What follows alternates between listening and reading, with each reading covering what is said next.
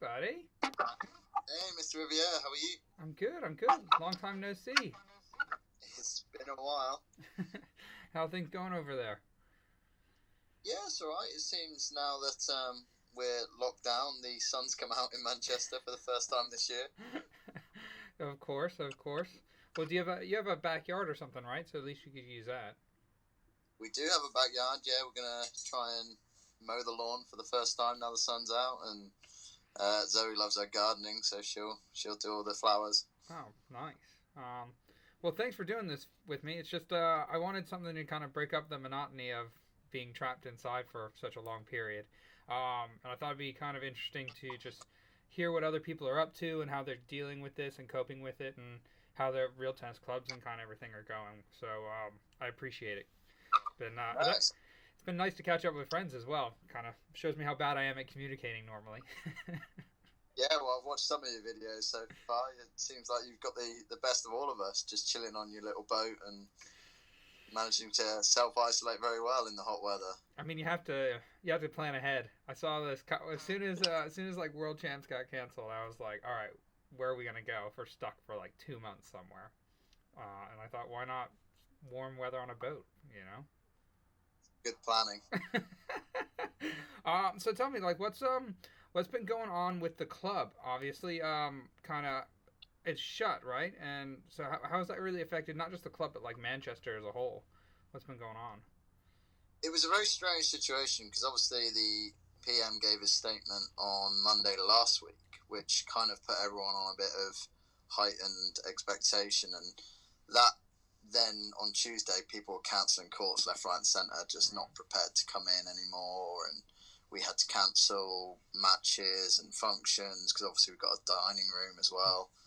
So it all seemed to happen very fast. And then we got to Friday, which was an interesting day because quite a lot of the younger members were like, yeah, I'm going to play. So I had great lessons on Friday and things were looking pretty good.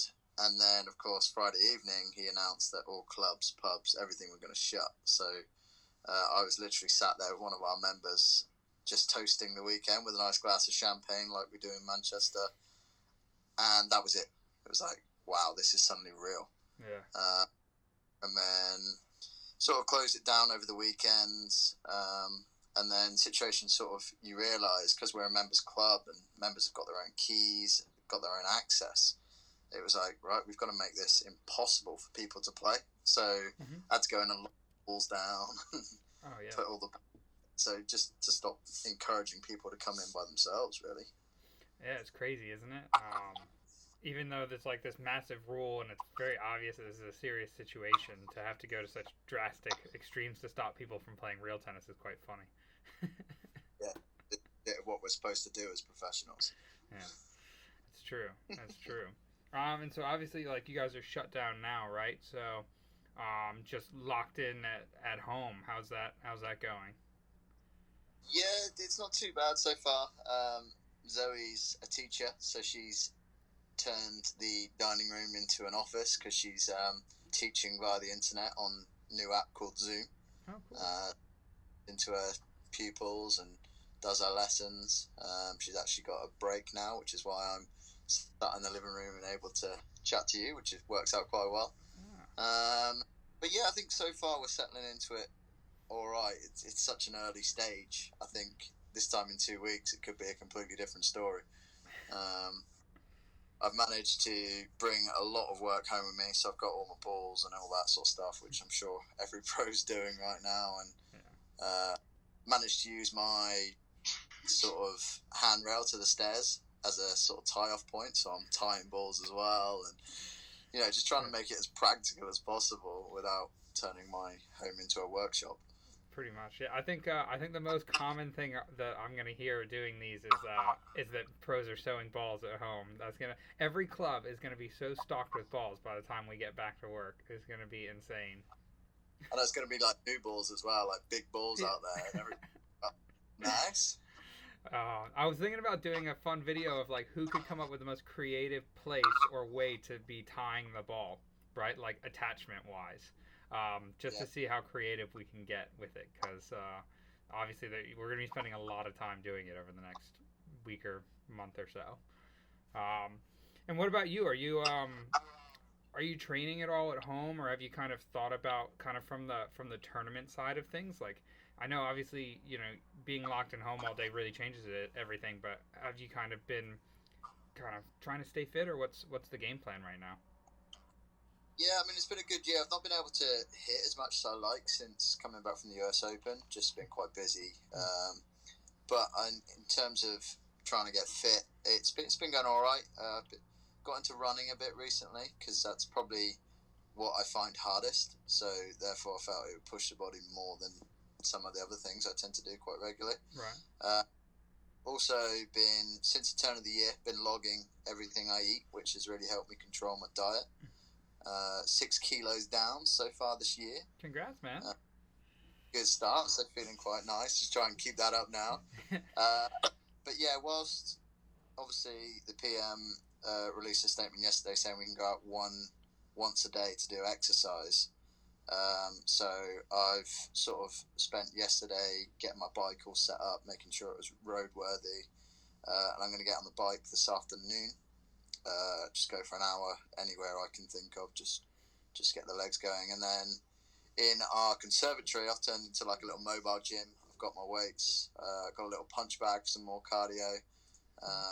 So yeah, I'm going to try and do that sort of stuff and really focus on stuff that I don't like doing, because I've got so much time. It's like, you don't like doing it, I can have more time to recover. So for me, it's core and stability. I really want to sort of hone in on that area. Okay, that's good, man. I mean, I think you're doing it absolutely right. I'm doing the same thing, where it's like now's a good chance to focus in on some weaknesses without worry of like overuse through like giving lessons afterwards and that extra fatigue. Yeah, there's nothing worse giving a lesson when your legs are shot or your arms are exactly dead or doesn't work. Like, it's awful. So it's quite nice to have that pressure relieved. Yeah. Well, the only problem is we don't have any tournaments, so gotta figure out when that's gonna happen. The next one in the calendar really is the US Pro, but I can't. Has that been confirmed as cancelled yet, or are we still? They haven't cancelled it yet. I don't understand why not. I mean, I just don't see any way it happens. But they said they basically were gonna wait until beginning of April to make a call for like that for June essentially. But well, I like their optimism. Yeah, I mean, don't get me wrong. I obviously love that tournament. I would love to play that. Not to mention I could use a paycheck. So yeah, I mean, does that winning streak of US Pro single titles if take place? I'm just not gonna be happy if that's it. It's just so unfair. So you got to 10. Yeah, I'm on 10. Is it 10? 10. At least I got the 10. It would have sucked if this was 9 and this would have been 10. That would be devastating. That would be even more devastating. Yeah, that'd be a harsh one. So kind of couple random questions here. Has anything kind of positive or interesting happened through having to kind of be isolated so far at home, or this kind of drastic change that you guys are going through? I missed parts of that there because you went a bit scattered. Sorry. Can you repeat that one? So has anything positive or interesting happened through kind of being isolated so far at home? I wouldn't say there's many. I mean, what we've done actually over the last few days is we're cooking up some fresh soups every day, like big batches. So trying to eat a little bit better. I think you get a bit more time to cook, which is a good thing. You can plan meals better. So I'd say that's a positive. In terms of trying to think of much else, general housekeeping is good. Yeah, apart from that, it's tricky. It's not easy. Yeah, well, and that's why I kind of ask is because I think it's so easy right now to focus in on the negative of this situation, because it's a tough situation. And so I've been trying really hard to make sure everybody finds like a positive that's coming from it, whether it be like a better opportunity to like eat healthy, because you're cooking at home, or if it's, it's anything that you can kind of take as a positive from the situation, because I just feel like right now with everything that's going on in the world, it's so easy to be negative about it. And, that's just it's just not going to help the matter, is it? No, definitely not. I think got to try and look for positives. I think for us being in Manchester, it's a little bit better because we have less temptations than obviously people that live very close to home, who have family that live or although we've got a good friend base up here, it's so much harder when you've got nieces, nephews, family that are growing up. If we're isolated for 3 months, you can miss so much in that time. So I think being further away makes it easier almost. Right. Because they're not next door. Yeah, but, I mean, you're probably already like used to FaceTiming with them and doing different types of things to communicate. So it's maybe not as unusual. To get the kids into it as well, they're so busy. But now that they can't go out, they might get better at communicating with longer distance family like me. I'm sure when they watch this, they'll be like, "Oh, that means he wants us to call him." That's what he's saying. Well, one more question, and then I will let you kind of get back to isolation. Do you have any kind of tips for real tennis players? Obviously, no one has access to a court right now. A tip that they could use to continue to get better at their game while in isolation. Interestingly, lately, Manchester's quite a lesson-heavy club, and I've had, over time, I come up with many theories for different people and how to help them improve. My biggest one lately, which is having a lot of success and I really like, is just a case of sort of being more, kind of why I'm training this way, being more stable on your shots, trying to hold that shot.